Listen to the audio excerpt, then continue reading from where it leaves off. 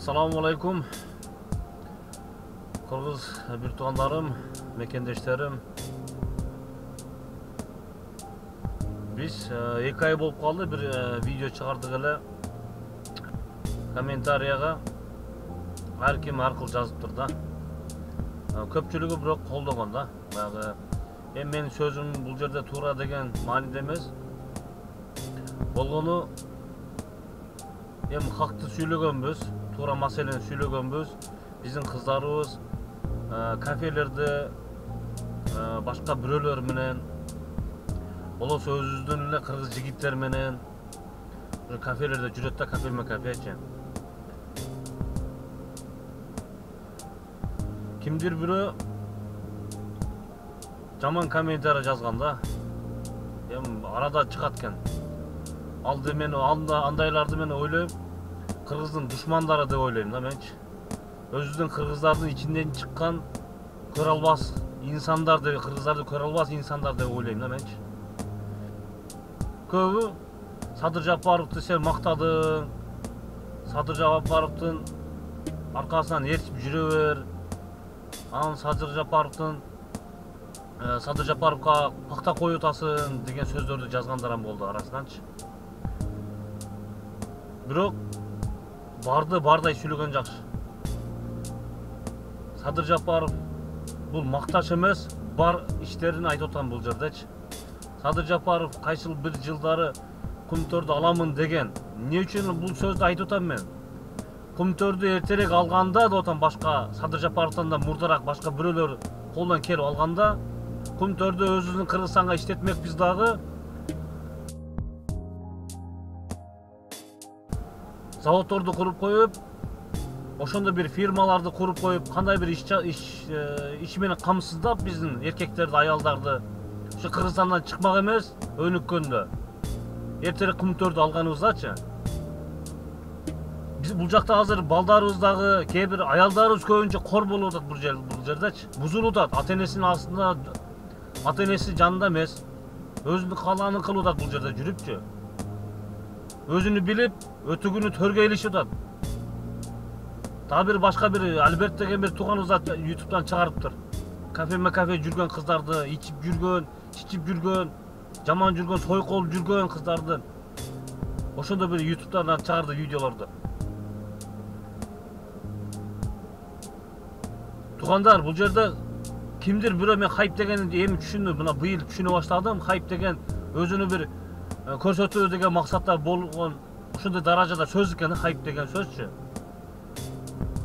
Мен андай нерсеге көңүл бурбаган себебинен хайп деген оюмда деле жок да. Мен болгону өзүмдүн кыргыз болгон себебинен, кыргыз улутум үчүн, мекеним үчүн, кыргыз аялдар үчүн күйгөн себебинен айттым бул сөздөрдү.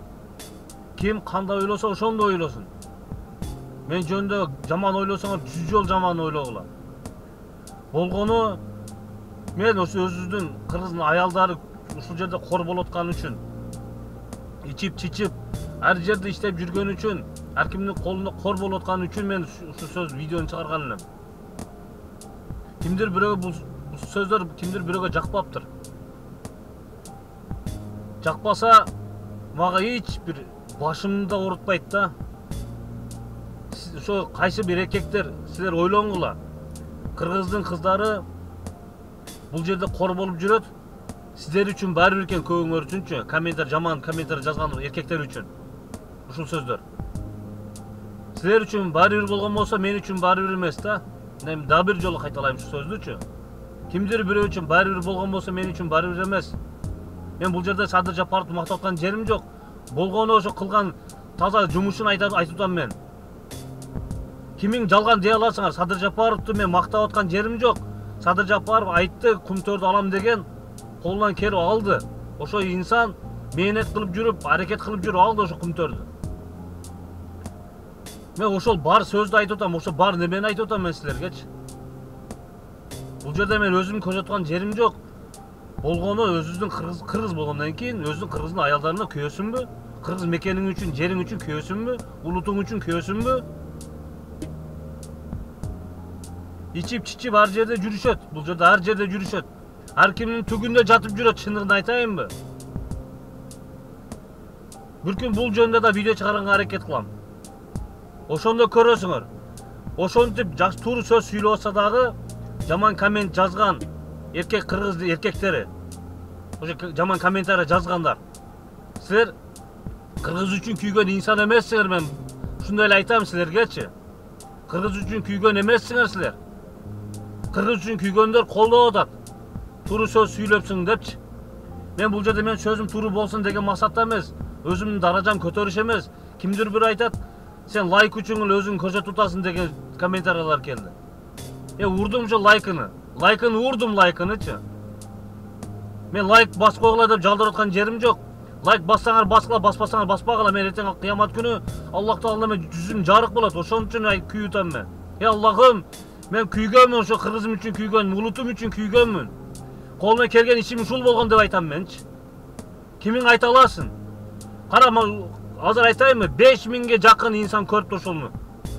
Ошол видеону 5000 адам көрүптүр. Мен немесинде таштап коем. Скриншот кылып туруп, сүрөтүн таштап коем. 5000 адам көрүптүр. Болгону туугандар, бириңер чыкпай атасыңар. Давай кыргыздар ошо Москвадасыңбы? Москвада ошондой иштерди, иш-чараларды уюштурайлы деп эч ким чыгып аткан жериң жок. Кимиң мага жардамчы болосун? Давай чыккыла, мен номерими таштайм, ссылкага таштап коем, ушул ылдыйына комментарий жазып коемун. WhatsApp номерин таштаймын.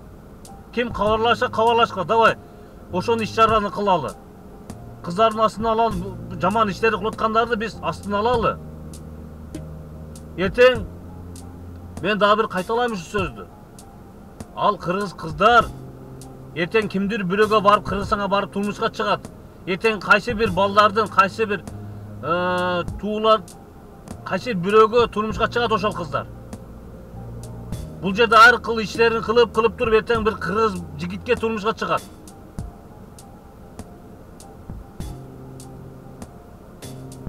Эмне үчүн күйбөйсүңөр? Эмне үчүн күйбөйсүңөр? Мен күйбөй аткандарга айтып атам. Эмне үчүн күйбөй атасыңар силерчи?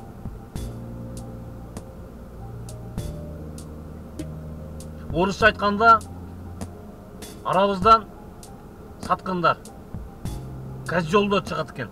Чындыгындачы, кыргызстандардан козжолдор чыгат экен. Туура сөз сүйлөсөң, отко айдасаң бокко качат деген инсандар чыгат экен араданчы. Ага ошол инсан мен кыргыз үчүн күйбөйт деп элестетем менчи.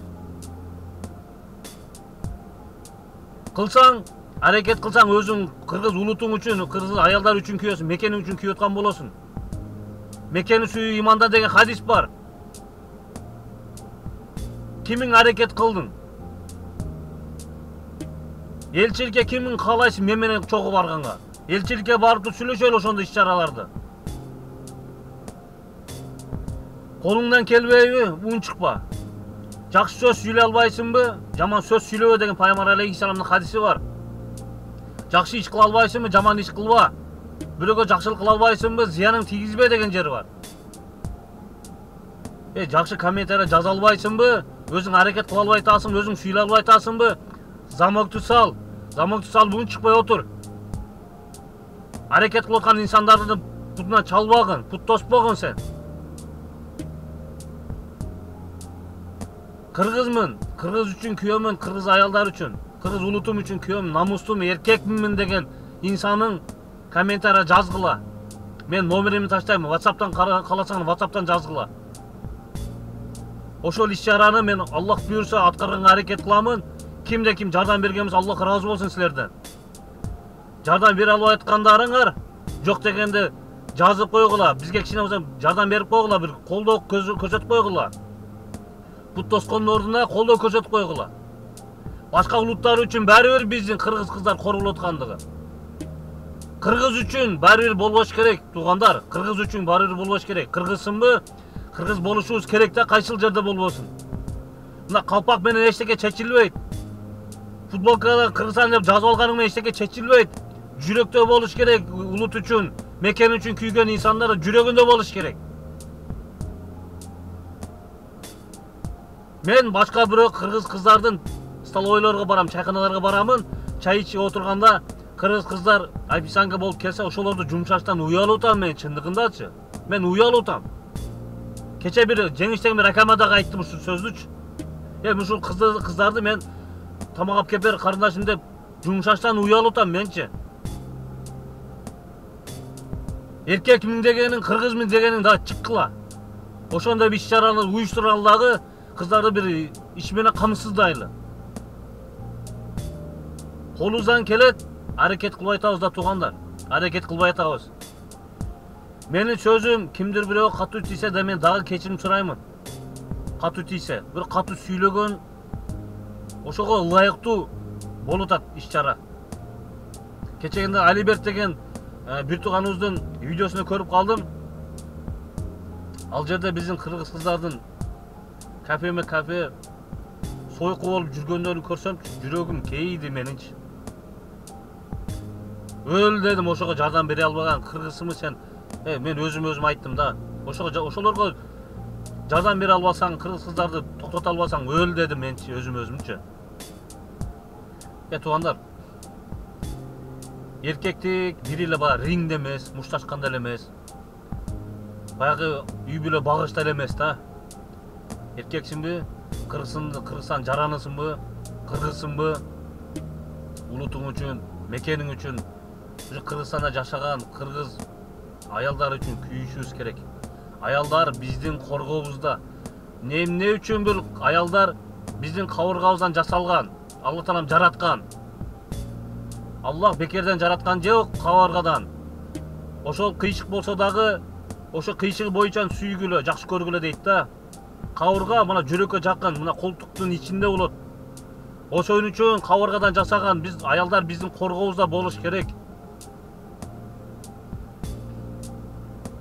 Бул сөздөр намуссуз жок кайсы бир эркектерге жакпашы мүмкүн. Кызыл ашыгыман да келбейт. Мен кызыл ашыгыман да келбейчилердин жаман көрүңөрчү.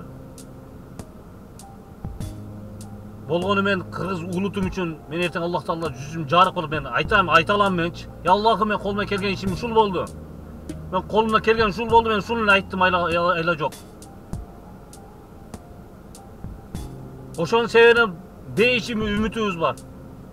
Ошонун себебинен эртең Аллах Таалам бейиш менен сыйлашы мүмкүн.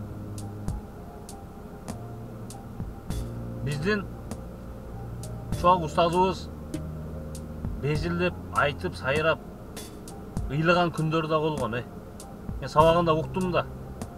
Кыргыз үчүн ушундай күйгөн инсан болгон. Ыйлаган күндөрүн ушу сабактарынан көргөн күндөрүм болду менинчи. Ошол инсанды мен патриот деп элестетет элем. Андан сырткары деле патриот инсандар бар. Болгону биз чыкпай атабыз. Биз чыкпай атабыз, эчтеке чыкпай атабыз. Дагы бир кошумча бир маалымат туугандар. Ушул жерде TikTok'то, YouTube'да карта ойнотуп жүргөн, кумар ойнотуп жүргөн биздин кыргыз бир туугандар. Көзүңөр ачыкла туугандар. Эртең Аллах Таала жооп бересиңер. Канча инсан сиздердин эфириңерди көрүп, арамны ишти кылган болсо, эртең кыямат күнү жооп бересиңер. Ар бир инсан үчүн жооп бересиңер. YouTube'да байганда билет ойноткон, машина сайып ойноткон туугандар. Катуу тийсем айтам. Мен эртең Аллах Таала жүзүм жарык болуш керек, ошон үчүн айтып атам мен. Кыласыңбы, кааласаң 100 машина сайып тур ишин кыл.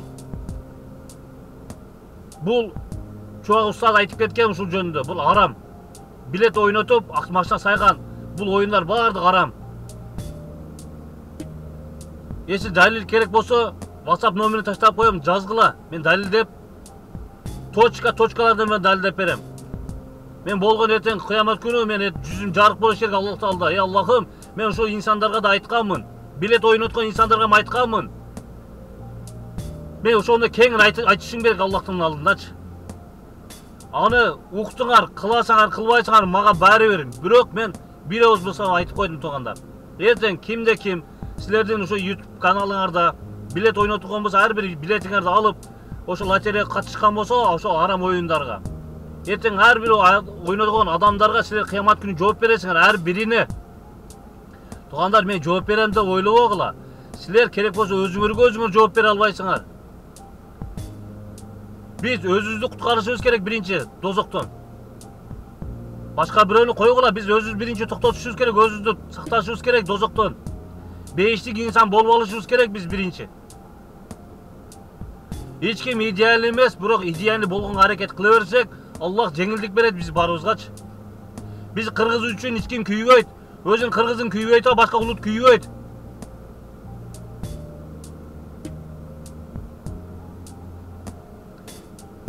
Ушул макалды мен дагы бир кайталайм. Эшиң барды этегиң жап деген макал бар да. Ошо макал бекерден айтылбаган экен. Азыркы учурдагы жүргөн кайсыл адал, кайсы арам экенин билбей жүргөн биз кыргыз бир туугандар үчүн айтылган экен ушул макал. Если кимде ким аялдар көрүп аткан болсо, ошондой бир иш-чарага катышам дейт болсо, ушу иш-чараны уюштурайлы туугандар. Коммент жазгыла. Бир уюшумду болуп бир жерде чогулуп туруп, бир чайкананы сүйлөшүп туруп, ошол иш-чараны кылсак болот, колубуздан келет. Болгон биз аракет кылып айтабыз. Биз аракет кылайлы, Алла Таалам жеңилдик берип коет ар бирибизге. Жеңилдик берет. Ошо иш-чараны уюштурганга Алла Таалам мүмкүнчүлүк берет бизге. Биз бир аз аракет кылайлы, Алла Таалам жеңилдик берет бизгечи. Дагы бир комментарий жазган бир аял киши экен. Иштей берсин да, өзү каалаган жерде иштейт да дейт. Айла жок иштейт да дейт. Айласы бар. Айласы бар. Мен ошо мурунку видеода айтып кеткенмин. Если ким кааласа мен аракет кылам, адалга аракет кылам, Аллах тыюу салган нерседен тыйылам дейт болсо, адал иштер бар. Шолковский шосседе, Шолковский шоссе 100дө, ошо адресте Шивеянын каалаган түрү бар. Кааласаң футболка тигесин, кааласаң шым тигесин, ошону бир детский кийимдер тиккен жерлери бар. Ошол жерге Шивея керек экен. Туугандар, билбесеңер, билип барып, ошол жерде үйрөтөт, ошол жерге барып иштесеңер болот. Мына адал иш. Андан башка ошончо жерлерде иштери бар. Туугандар, кегеле кичине ойлонбойлубу бир аз? Эмне үчүн башка улуттардын кыздары чайканада официантка болуп иштебейт? Эмне үчүн биздин кыргыз кыздары эле иштейт? Эмне үчүн? Эмне үчүн? Өзүңөргө суроо бердиңерби? Эмне үчүн? Кайсы чайканага барбаган биздин кыргыз кыздар иштеп атат, туугандар? Кичине намыс ойгонобу бир аз? Намыс барбы жокпу бизде?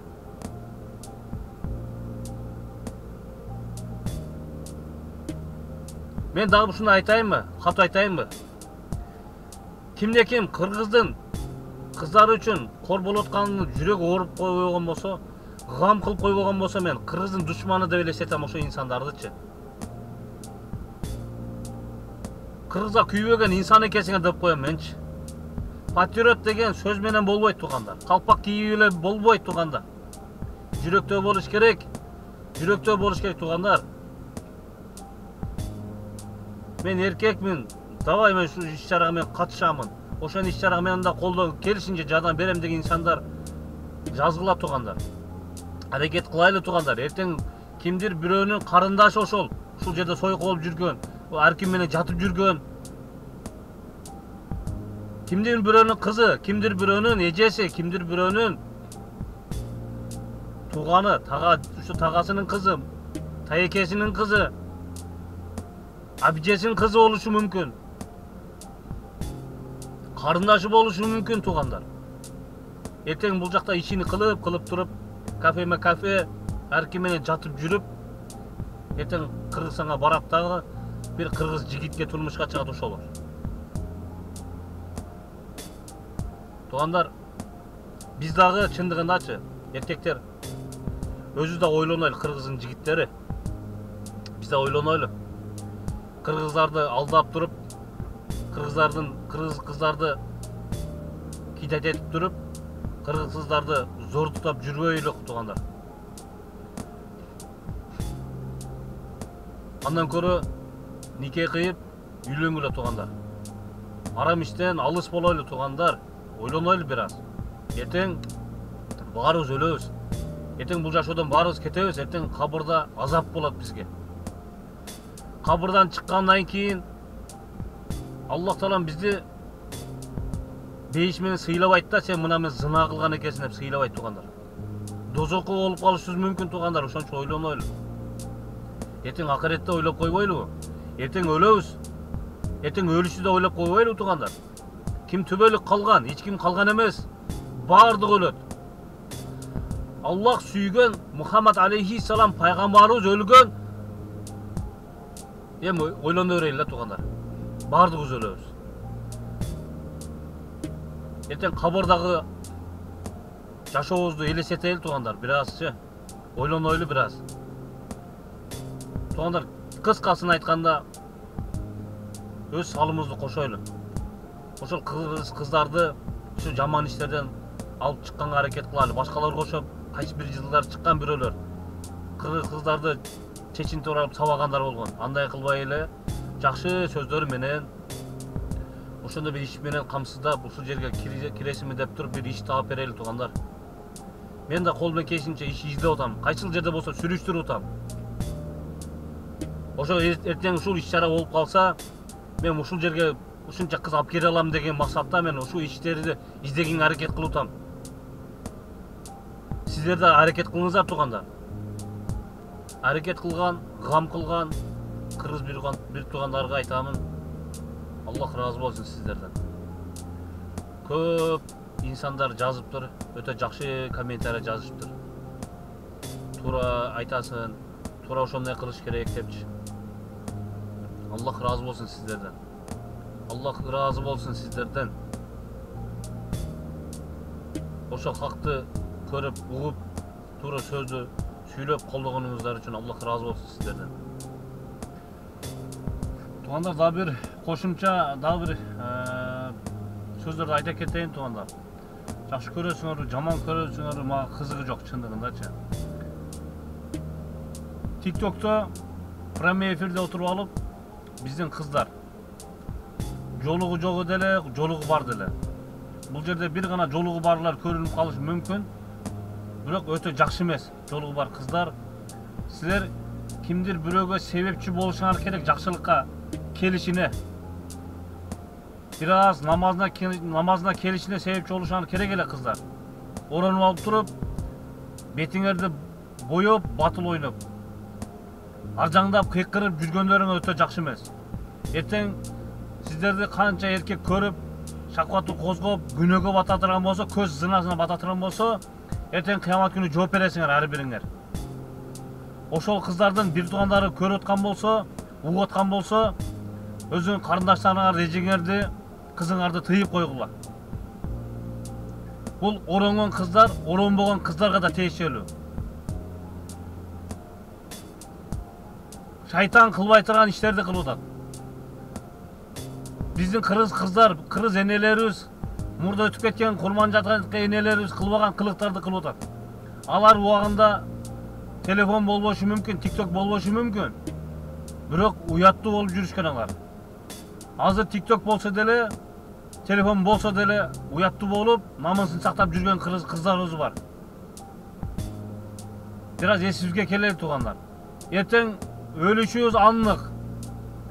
Баардыгыңар билесиңер, өлүшүбүз аннык. Эртең кабырда кантип жатам деген суроону өзүңөргө бергиле.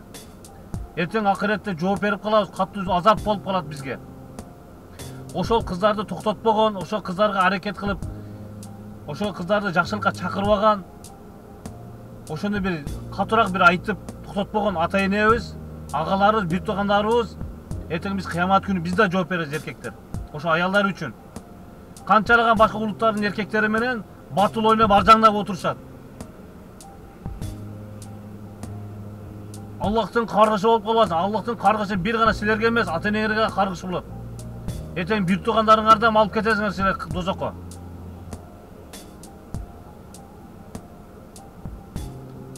Кайсыл жерде көрдүңөр аялдардын аржаңдап прямой эфирде отурганын? Андан сырткары прямой эфирде отуруп, батыл ойнобосо деле өзүнүн сулуулугуну күзгүгө карагансып ыржаңдап отурушат, ар кимге комментариясын окуп коюп. Башка жумуш кыл, пайдалуу иш кыл, туугандар. Андан кийин бир аз болсо хадис оку, зикир толтур, Куран оку. Эртең сенден туулган балдар жакшы инсандар болуш керек, таква инсандар болуш керек, ибадат кылган инсандардан болуш керек. Аржаңда отурган болсоң, өзүң элестет кандай инсандык экендигиңи. Эртең сенден кандай балдар туулат? Зына кылган инсандар эркектер туулушу мүмкүн. Зына кылган кыздар, сойколгон кыздар туулушу мүмкүн сен аркаңдан. Мен эртең ишти кылып туруп эртең балдарымды жакшы тарбиялайм деп ойлобогон.